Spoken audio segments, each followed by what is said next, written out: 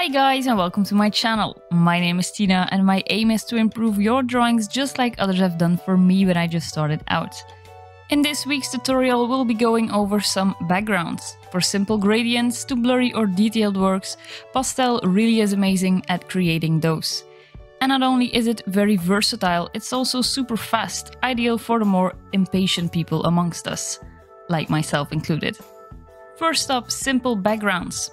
Sometimes your subject will look better with a plain background. This allows your subject to shine more without the background being distracting.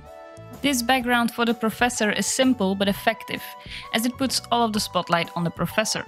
This kind of effect is easy to create. You start with your darkest color at the edge and then put a lighter color in the middle. Just blend this out and move your tool from the edge to the center. This way you get that grainy, darker look. You can apply a second layer to tweak areas where you want it to be lighter, for example. Next, put a really dark color on the corners. I used black, but this can be whatever you like, of course, as long as it's really dark.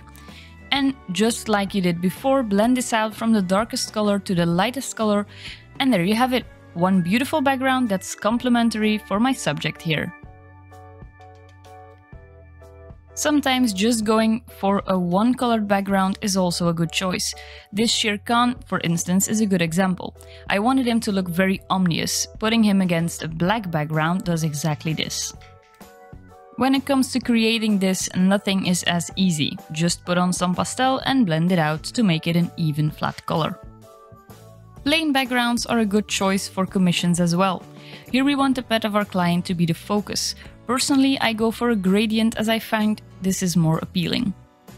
Before I go on to the next type, interested in reference pictures like these, sign up for my monthly newsletter through the link below. And my personal favorite background, blurry ones. As an example, I'll use the background of my white wolf tutorial. To start with, I just block my paper in with a medium dark green to get a good base layer. This is the reference picture I'm using, and when it comes to your backgrounds, you don't have to get everything pitch perfect. You just want it to resemble the same look and feel. Once that first layer is on, I'll start to put on some lighter and darker patches. Look close at your reference picture for this. Don't apply too much pastel though, we want to be able to blend this out so that it looks blurry. Too much pastel on your paper and this isn't possible. For example, on the right side it seems like I have a lot, but I'm also blending it out over a large area.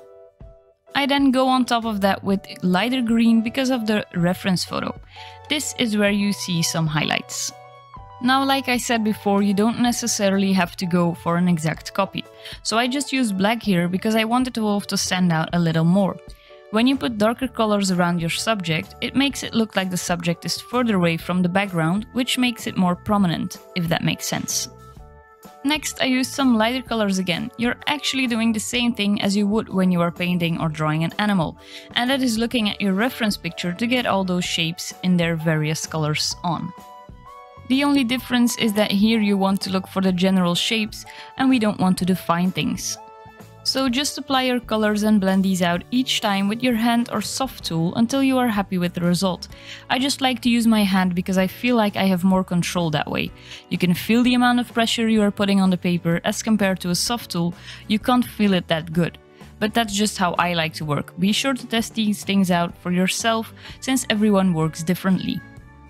When it comes to the colors, after a while you'll start to see these yourself, but in doubt you can always use a color picker tool to help you get started.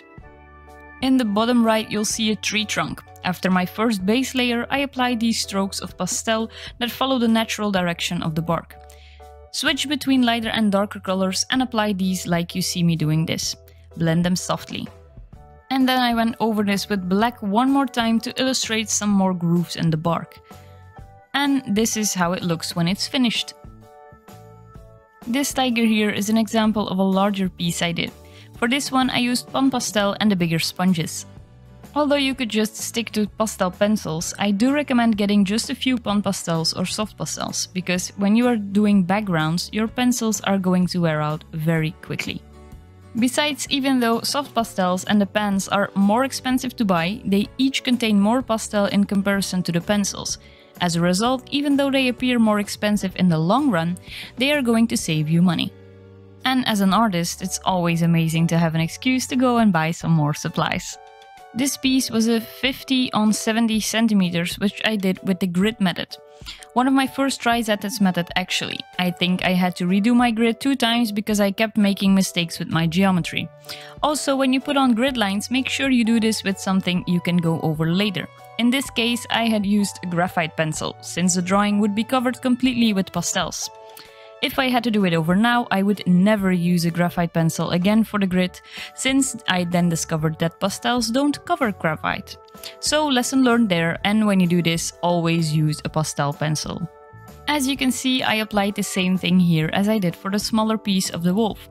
You just look for the shapes and put the colors accordingly, and you keep building layer after layer until you are happy with the result.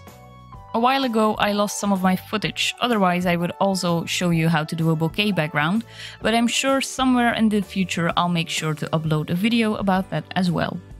The finished background of the tiger looked like this. Thank you so much for watching, and if you like my content, feel free to subscribe to my channel. Your support is tremendously appreciated. Next week I'll be back with a brand new tutorial, and until then, have a great week.